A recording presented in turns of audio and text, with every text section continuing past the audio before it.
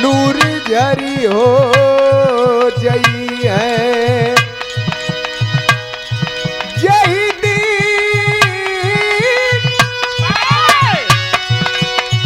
यही दिन मिली है हुजूर नूर झरी।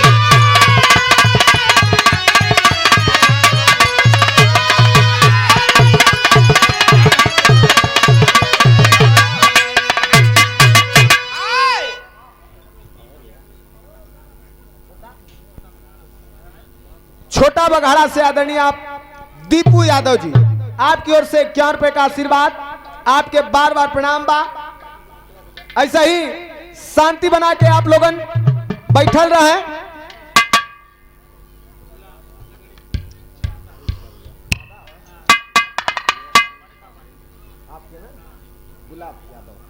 और ये 51 रुपए का आशीर्वाद हमारे मान सिंह यादव भैया के बड़े पिताजी और हमारे गार्जियन आप गुलाब यादव लंगड़ेपुर के धरती से आपके बार बार प्रणाम, उपस्थित जनता के प्रणाम, आशीर्वाद की इच्छा ता जिंदगी रहे।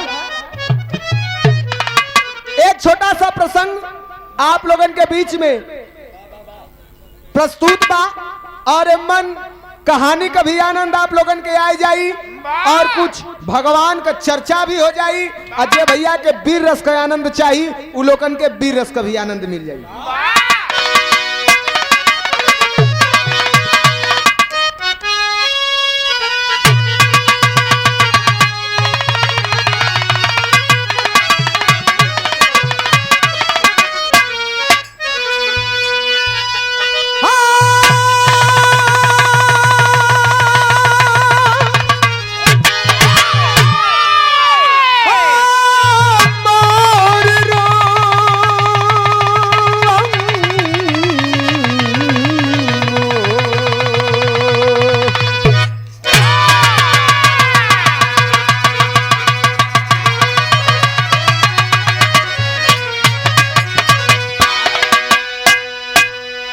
बिरहा के वीर भाव में कवि जी इशारा करत हुआ का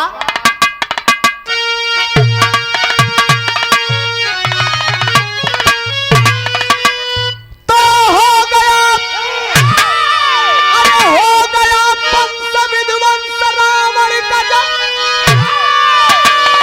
चल के सोने की लंका भई रुख है।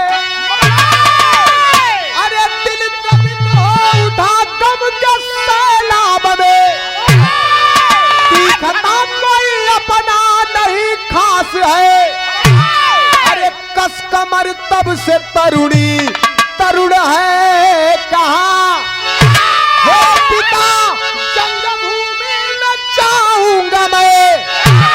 अरे कितनी ताकत है भुजबल में श्री राम के, आज अंगुली पर उनको नचाऊंगा मैं।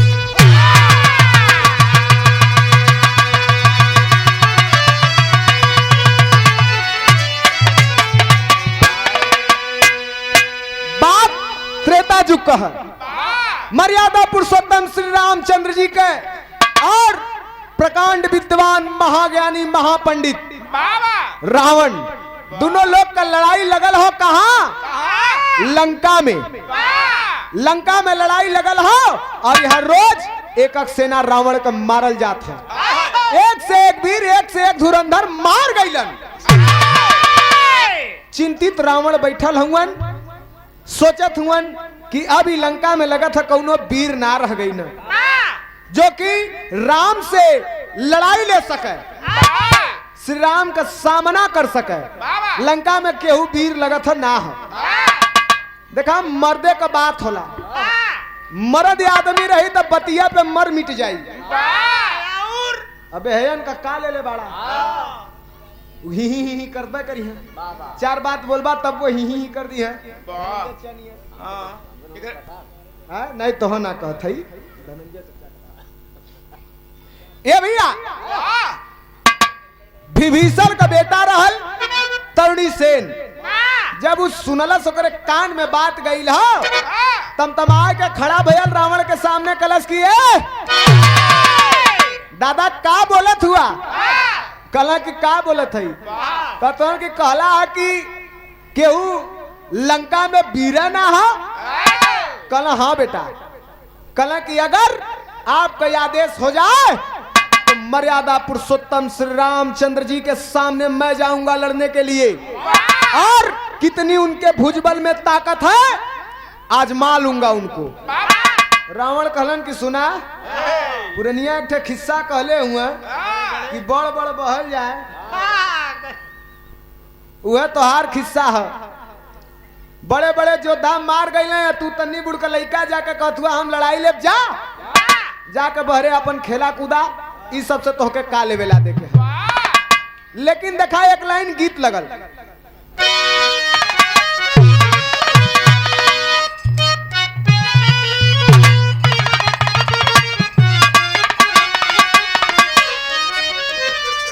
हाँ बिछला जा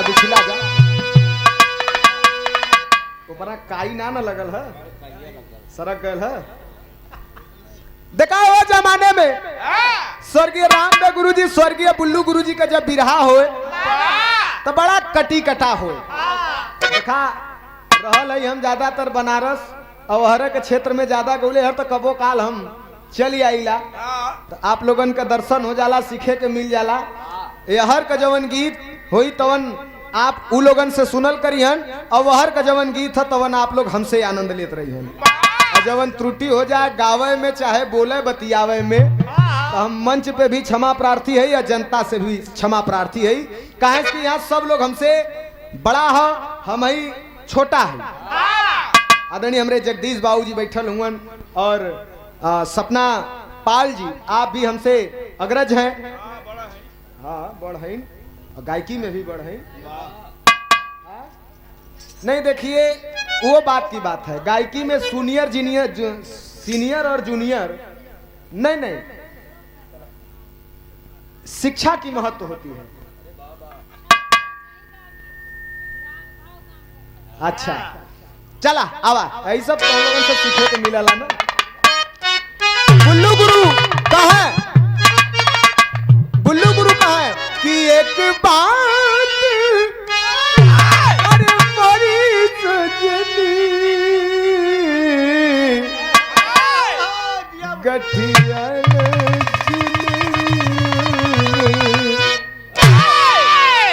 लेकिन रामदेव गुरु जी बड़ा तमक के गाँव है का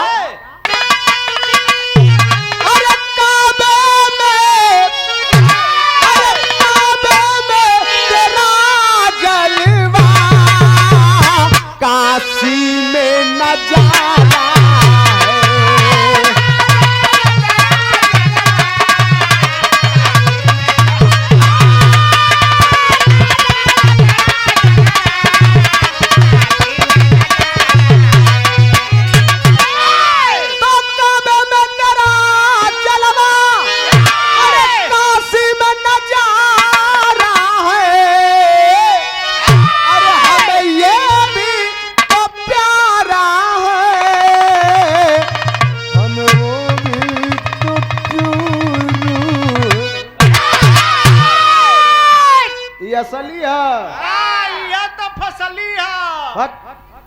लेकिन भाव कवि जी लिखलन कि इंसान के दुनिया में जिए के हो तो शान से जिए, और नहीं तो एक पुड़िया जहर खाए के मर जाए। तोरे बदे बहुत बढ़िया चला बिहाने तो रस्तों में दिया। अरे तू कहिया कहले कहियो खा कहलन का अरे अच्छा है, अरे अच्छा है कि मर जाना बेकार के जीने से।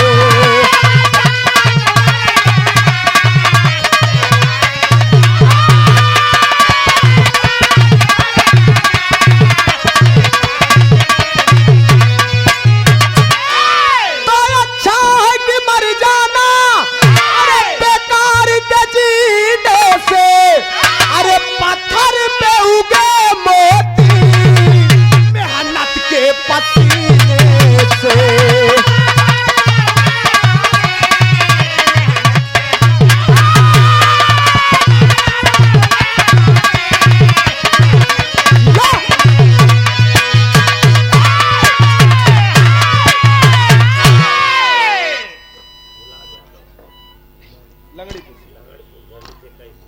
21 रुपए का आशीर्वाद आदरणीय आप गुलाब यादव जी लंगड़ेपुर के धरती से। और सुना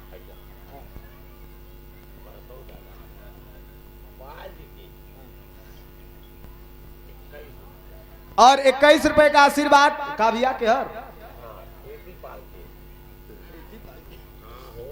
सपना पाल, हाँ प्रीतिपाल मिर्जापुर में है। आप बड़काऊ दादा की ओर से महमूपुर के धरती से 21 रुपया आप प्रीतिपाल क्षमा करें सपना पाल जी के। और बस बार बार प्रणाम है, छुट्टा देता भैया के भी दिया जाओ।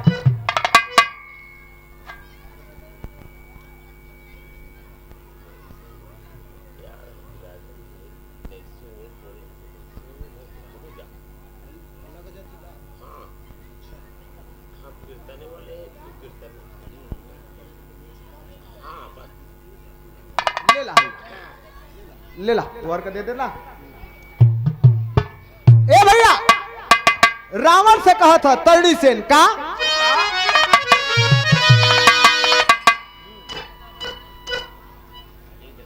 चला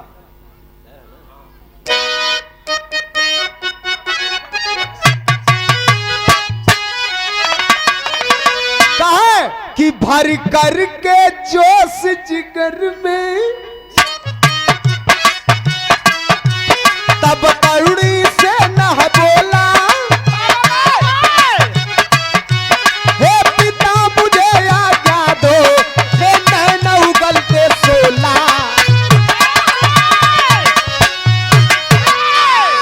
माता निज रही सुसुरमी, वह भी भीषण का बेटा, भुजबल में मानो अपने महाप्रलय को समेटा।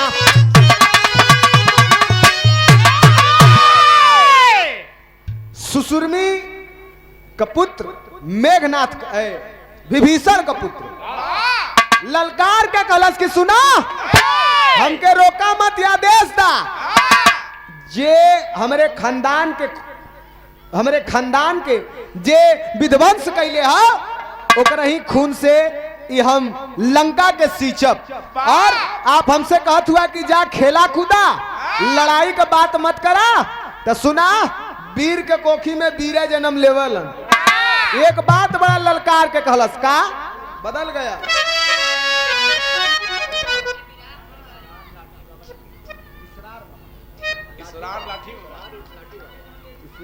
लाठी बाबा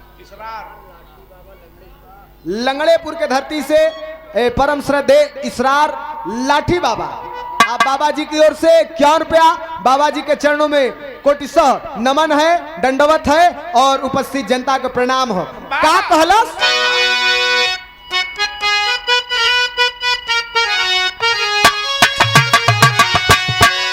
अरे बंदे हो वीर पिताजी,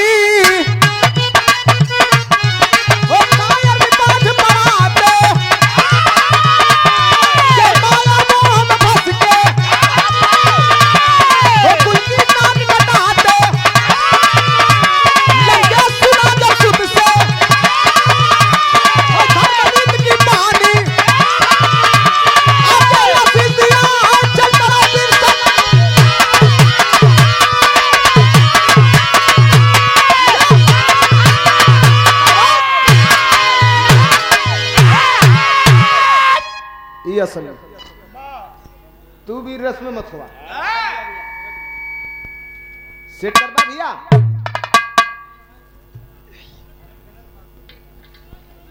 मेन तो ही हुआ ना, मेन तो ही हुआ ना।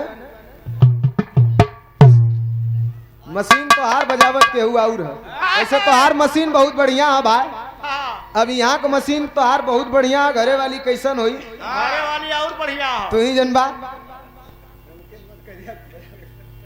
हाथ जोड़त है जैसे ही हमहन के एक ठे साज है ढोलक हारमोनिया, वैसे ही ई भी हमहन के एक ठे साज है। अगर कौनो एक ठे गड़बड़ाई तो सब गड़बड़ाई जाए। ए भैया तरणी सेन कहलस कि बनते हो वीर पिताजी कायर की पाठ पढ़ाते। बड़का वीरे बनला कि तीनों लोग 14 भुवन में हमार केहू जोड़ा ना रहल। हमके कायरता सिखावत हुआ, कहत हुआ जा खेला, हम खेला वाला हई, हम लड़ब। जब रावण सुनलस कि इतना ताव से बतियावत हो, जरूर कुछ न कुछ एकरे अंदर बात हुई। कला कि जब ना मनबा त जा। जब चलल हो तब पिताजी के रावण महाराज का पैर छुअलस, अपने माता सुसुरमी के पास गयल, उनकर भी पैर छुअलस, कलस की माई आज हमार लड़ाई मर्यादा पुरुषोत्तम श्री रामचंद्र जी से है। माई का देखा करेजा गाई का होला। माई कहलिन कि बचवा ई का करे जात हुआ, कहे कि तू चिंता मत करा, सुना ना जीतब यह तो के शंका है ना, अगर ना भी जीतब, अगर उनके हाथे हमार मृत्यु भी हो जाई तो मोक्ष मिल जाई। भगवान के हाथे मरब बड़ी सौभाग्य की बात है। ए भैया, माई के आशीर्वाद लेके जब चले लगल तो याद पड़ल कि यही अशोक वाटिका में सीता माता भी है, जिनके बदे कुल लड़ैया भयल है। तो चली तनी नहू का आशीर्वाद ले लही। जब गयल है अशोक वाटिका में तब एक लाइन तर्ज लगल,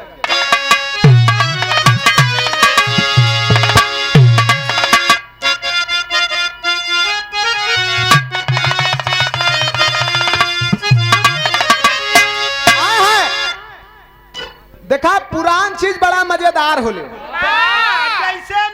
जैसे पुरान चाउर, पुरान गाना, पुरान कपड़ा, पुरान गुड़, पुरान मेहरारू। ऐसे सही कहत हुआ, पुरान मेहरारू कभी घरे में हो जरूरी है। तनी उ गुण सहूर सिखावे लिन, बतावे लिन। इन नईकी से तनको कमजोर ना पड़ी, एक तासीर देखा, तनी पावर लेवाला लेकिन मजा उतना देवाला। कैसे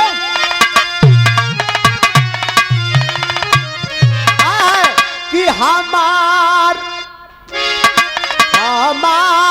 हमारे पाए जे बरा जाइरू जड़ादा।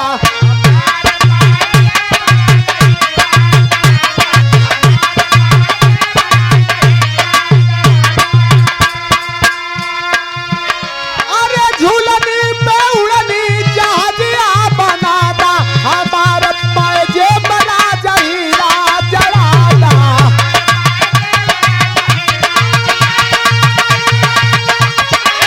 अरे जियो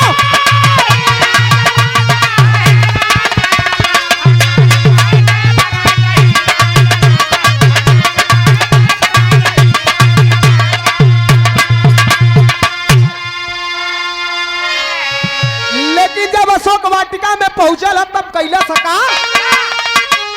अरे जननी जगत की, अरे जननी जगत की, जगदम्बा महारनिया हो, अरे पकड़ा है लाल जब जाई के चरनिया हो।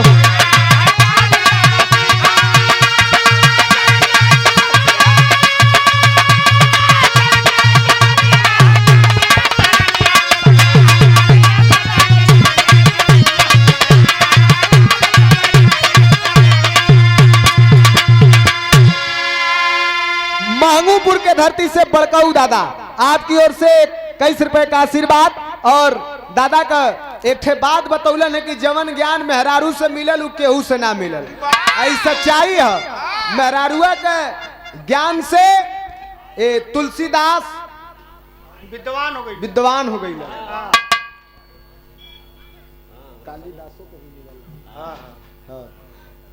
लेकिन गाना का भाव है कैसे,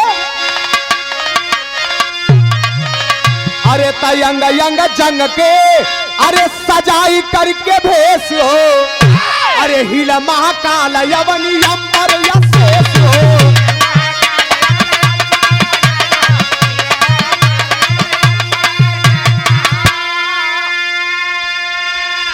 अरे ओम नमः शिवाय लिखल है, अरे सगरी बदनिया हो, पकड़ा है लाल जब चरनिया। ए भैया, जाए के सीता माता पूरी तैयारी कैले करके सीता माता के पास पहुंचा है और जाय के पैर छुअले है। माई देखलिन, कलिन की बेटा कहाँ, कलन की माँ हमें आशीर्वाद दो, आज हमार लड़ाई तोहरे सिंदूर से है।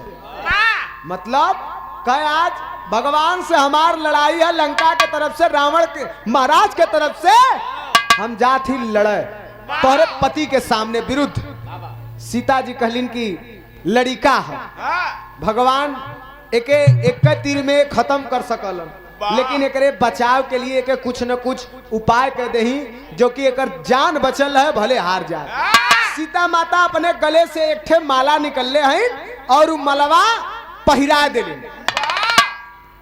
जब तरुणी सेन के माला पहिरा दिलिन तो तरुणी सेन कहलन की माता ये क्या है, कहलन की बेटा ई तोहार सुरक्षा कवच है, जब तक तोहरे गले में रही रामा दल तोहार बाल भी बाका न कर पाई। ए भैया जब माई का पैर छू के फिर वहां से निकलन तो रास्ते में ख्याल आयल कि हमारे पिताजी विभीषण महाराज उनहु का तनी आशीर्वाद ले लेही। होत कहा जब यह सोचलस तब टेरी में कहना बा,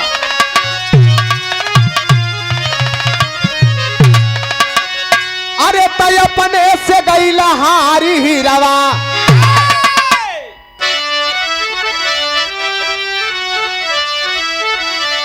अरे अपने से गईला हारी हीरावा,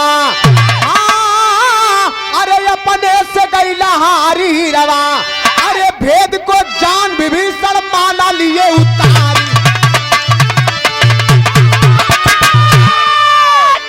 भेद को जान विभीषण माला लिए उतारी, अपने से गईला हारी हीरावा। है मर्द नहीं वह कायर है मर्द नहीं वह कायर है, अपमान का बीज जो बोता है बनती है सफलता बेस्या जब गद्दार लहू निज होता है। था जिस लंकेश ने त्रिभुवन में बजवाया विजय के डंका को, घर का भेदी भाई बनके नाश कराया लंका को। ए भैया विभीषण के जब जाए के पैर छूले है लड़का, विभीषण कलक कहा, कलक आज जात है रामा दल से, आज हमार आमना सामना हुई, आज उनसे युद्ध करब। कलक लड़ाई तू योग्य हुआ, कलक बात लग गई है, चाहे जिंदा लौटी चाहे मृत लौटी, लेकिन जाइब जरूर। तो पैसा ले ला।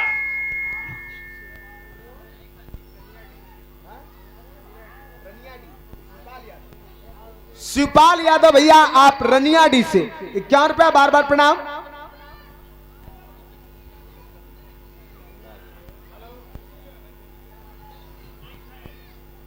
नमोवा भुला गई लग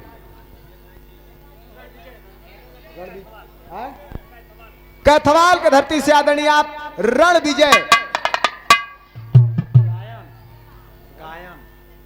विजय गायन आप हमारे पूज्य बाबू जी की ओर से 51 रुपया आपके प्रणाम, उपस्थित जनता का प्रणाम बा।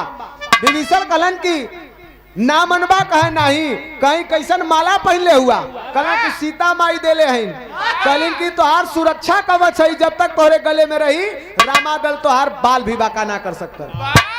तब हम आशीर्वाद ना दे, देश भर का आशीर्वाद लेके का कैला, जब अपने पिता कही आशीर्वाद तो है ना मिली, कल के पिताजी आशीर्वाद देबा कैसे, कल माला निकाल के हमके दे दा तब दे।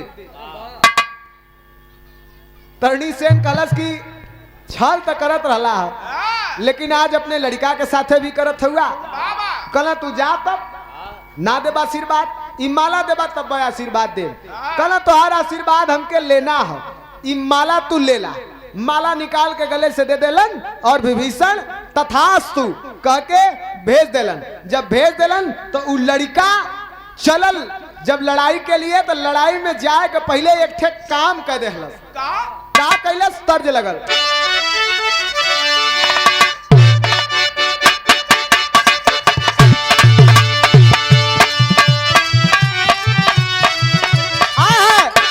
बड़ा हिट भाई लाली गीत, पंजाबी गीत बा। काली तेरी चोटी है, काली तेरी चोटी है परंद तिरनी, रूप दियो रानी परंद न संभली, अरे किसी मन चलने का तुझ पे आ गया जो दिल होगी बड़ी मुश्किल। लेकिन वहर का भाव है। अरे पजल जुझारू, अरे पजल जुझारू मारू राणा में पचनावा पजल जुझारू।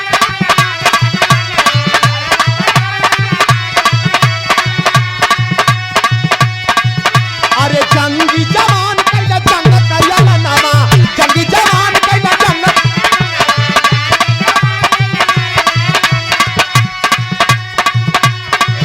अरे पजल जुझारू मारू राणा में पचनावा, जंगी जवान कैला जंग कैला नामा। सागरी पदन में लिखल रोम रोम हरि ओम हरि ओम, सागरी पदन में लिखल रोम रोम हरि ओम हरि ओम।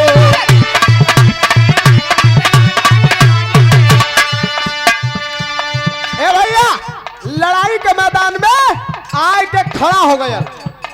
यहर से रामा दल के तरफ से जब तीर छूटा तो न जाने कवन शक्ति तीर बढ़ा जरूर तरुणी सेन के तरफ, लेकिन केहू के लगे ना, केहू का नुकसान ना हो, उतरिया जाए और फिर घूम के चली आवे। बड़ा लोग परेशान भइलन कि आखिर हो का। 51 रुपए का आशीर्वाद ये लंगड़ीपुर के धरती से आदरणीय हमारे गार्जियन आप गुलाब यादव बाबू जी की ओर से बार बार प्रणाम बा। ए भैया सोचा तुहन की आखिर ये बात का हो।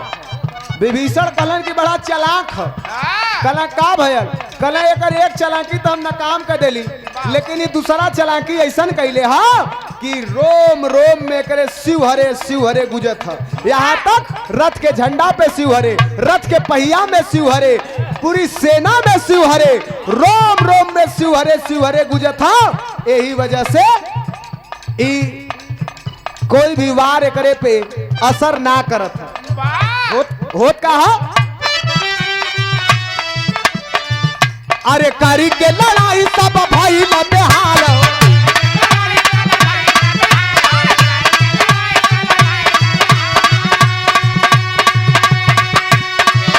अरे रामा दल के वीरवन का काला नहीं डाल हो, रामा दल के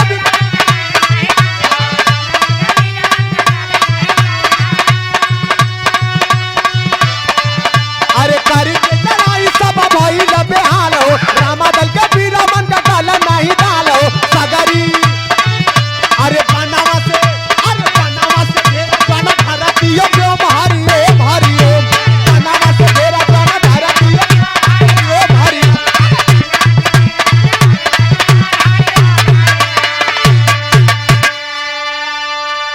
ए भैया सब परेशान है कि आखिर करल का जा। अयार से जब ही मारे तो टन से एक सेना वार खत्म। बड़ा परेशान भइलन। तब लिखा के भयल का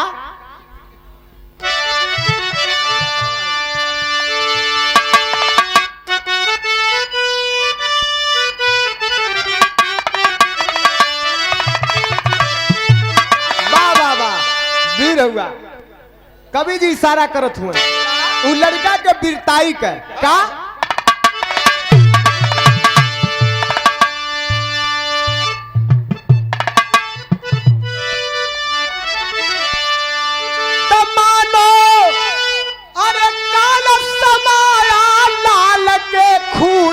अंग में। अरे मानो अरे काला समाया लाल के खूनी अंग में, अरे करे गर्जना जंग में ना मानो।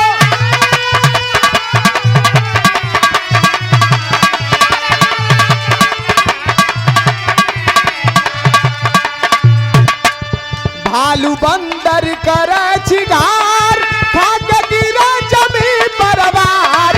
भालू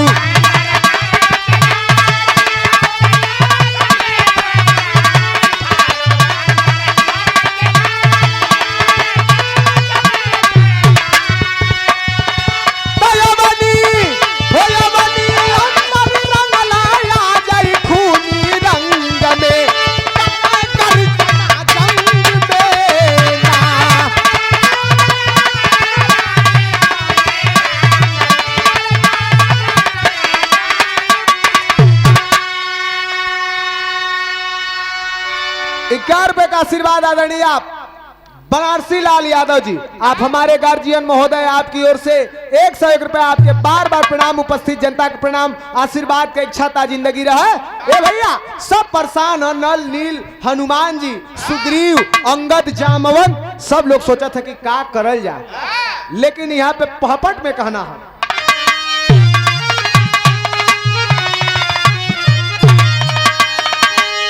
अरे हो अधीर, अरे हो अधीर, तब महावीर भी पाके बजरंगी, नहीं पीर पालक के कोई आके पाके बजरंगी।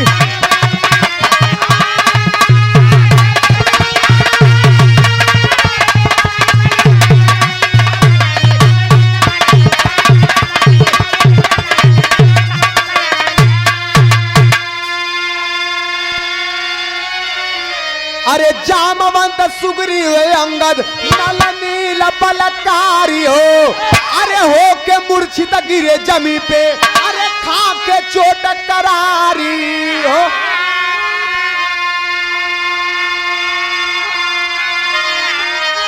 अरे गिरे जमी पर पीर पछाड़ा खा के बाके बजरंगी, हमारा वीर तरका से तीर चला के बाके बजरंगी।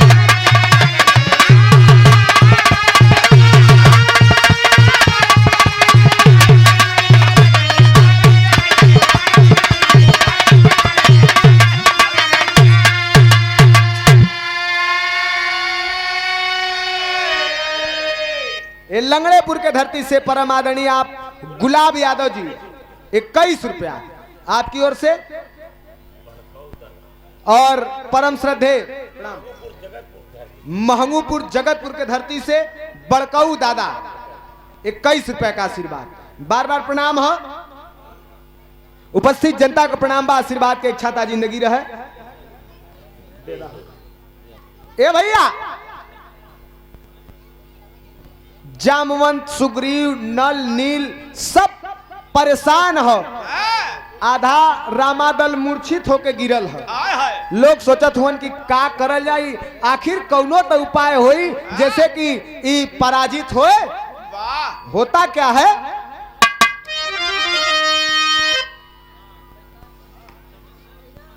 ले ले राय हो।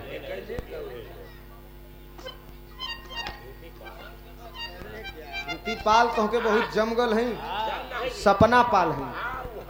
हाँ, गलत नहीं, नहीं तो ये पता लगी कि हमें फिर पहुंचावे जाए के हुई।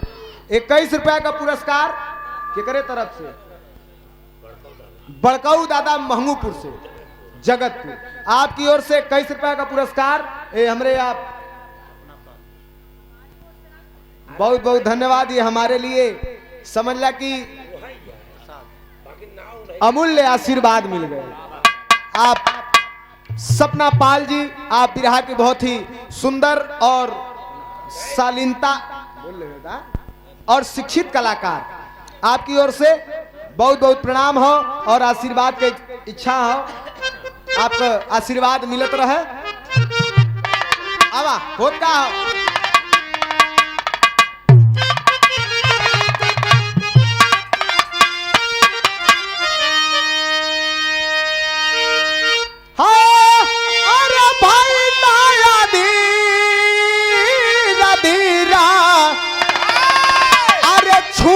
राघुबर के बनावा में रानावा, तब बनावा में रानावा का होला बाबा छार।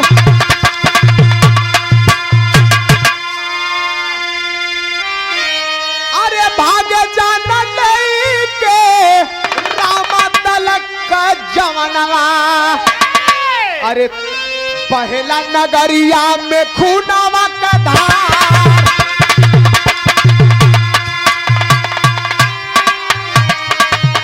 अरे दिलवा का बतिया भी सजानी गई।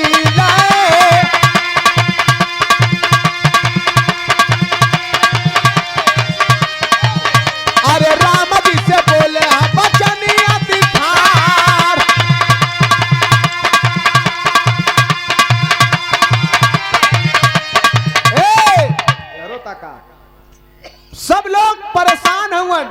भगवान चिंतित हवन कि आखिर कोई तो उपाय होई, जैसे कि ई पराजित हो, धाराशाही हो, ऐसे तो ई सबके मार दे। विभीषण देखलन कि हमार भगवान बड़ा चिंतित हवन। जाय के विभीषण जी जाय के मर्यादा पुरुषोत्तम श्री रामचंद्र जी के सम्मुख खड़ा भइलन। कलन कि प्रभु क्या सोच रहे हैं?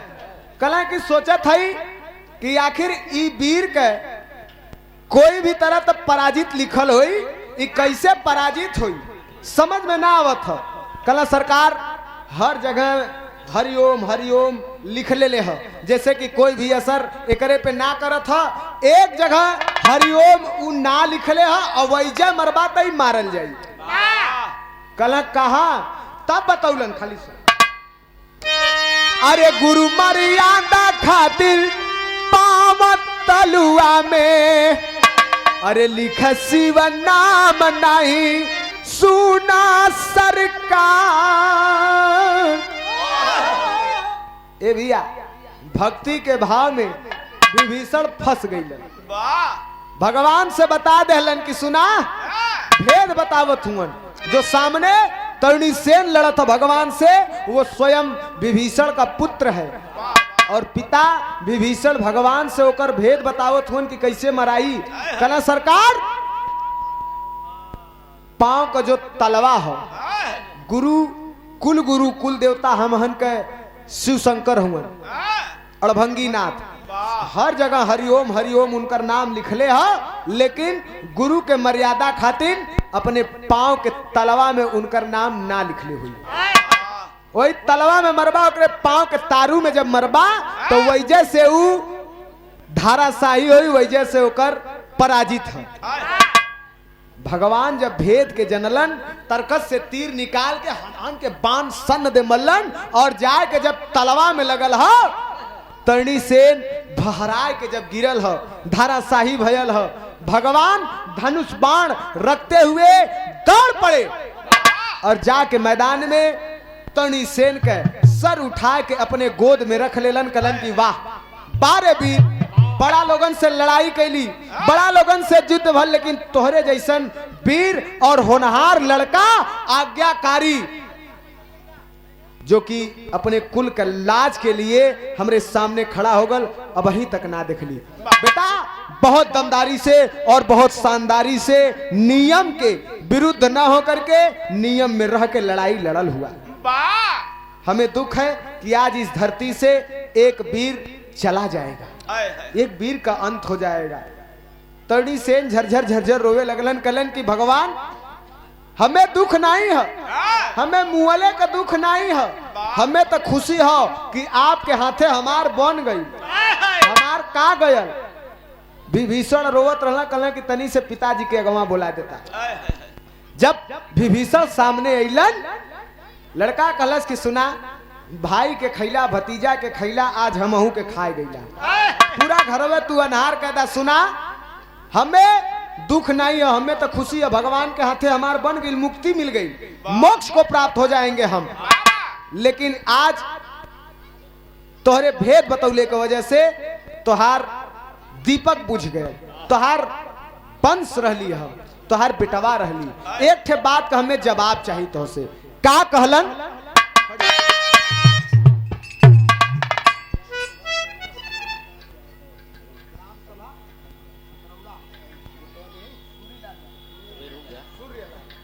ग्राम सभा अतड़ुरा से सूर्य कुमार भैया की ओर से 21 रुपया। बार बार प्रणाम है, उपस्थित जनता का प्रणाम, आशीर्वाद का इच्छा ता जिंदगी रहे। जो भी त्रुटि हो जाए गावे में या बोले बतियावे में तो हम क्षमा प्रार्थी है आप लोगन से। का सवाल कैलस, का कहलस?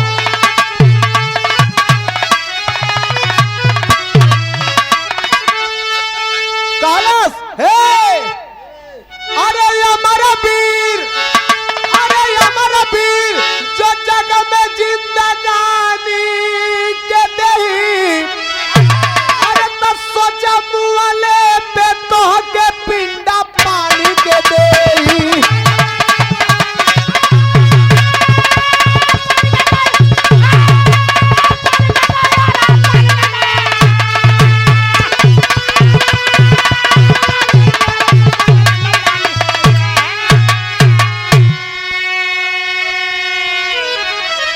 कहला कि हम तो वीर रहली, हमार वीर जो जग में जिंदगानी के देही, हमार हम वीर कहलाई, कायर ना कहलाई।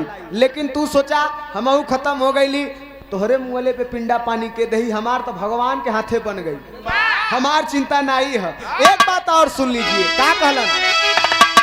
अरे कुल के कलंकी नाम पे तोहरे गर्दन सब कर झुकी, अरे मरबा लेकिन मरते वक्त ना चैन से सांस रुकी।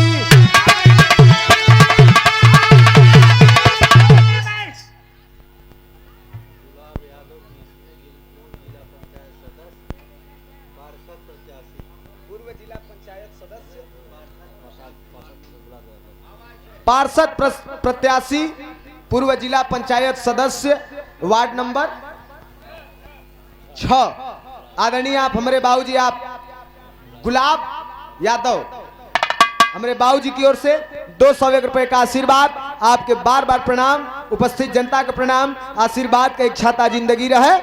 ए भैया कहे कि कुल के कलंकी नाम पे तोहरे गर्दन सबकर झुकी, मरबा लेकिन मरते वक्त ना चैन से सांस ही रुकी, थूकी कागज पर ही कहानी पिंडा पानी के देही। जब जब तोहार नाम लियाई तब तब लोग यह कहिए कि घर का भेदी विभीषण रहलन। रावण श्री राम से नहीं हारा, रावण विभीषण से हार गया। और कहलन का, मुझे गर्व है रणभूमि में देके अपनी जान। भगवान के मरले से ज्यादा खुशी हमें कौन चीज कह जानत हुआ? क्या कहलन कि मुझे गर्व है रणभूमि में देके अपनी जान, अरे दिया था जिसने लिया उसी ने, साथ दिया था जिसने लिया उसी ने, था दी अपनी प्राण हो।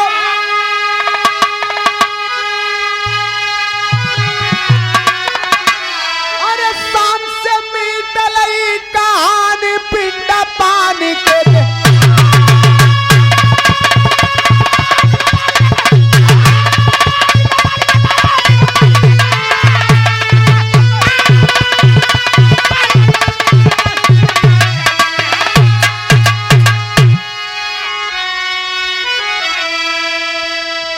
सुना, हमें तो खुशी है कि भगवान के हाथे मोक्ष बन गई, एक खुशी। दूसरी खुशी रण मैदान में मरल है वीर कहाई, दूसरी खुशी। तीसरी की खुशी सबसे बढ़ियार है, ये तोहरा देवल जिंदगी रहल और तोहरे ही कारण ये जिंदगी चल गई, हमें खुशी है। शान से मिटल ये कहानी पिंडा पानी के देही। तब गुरु बिहारी, गुरु गणेश, गुरु रामलाल गुणकारी, स्वर्ग बसे चंद्रिका कवि बच्चन जी बने पुजारी।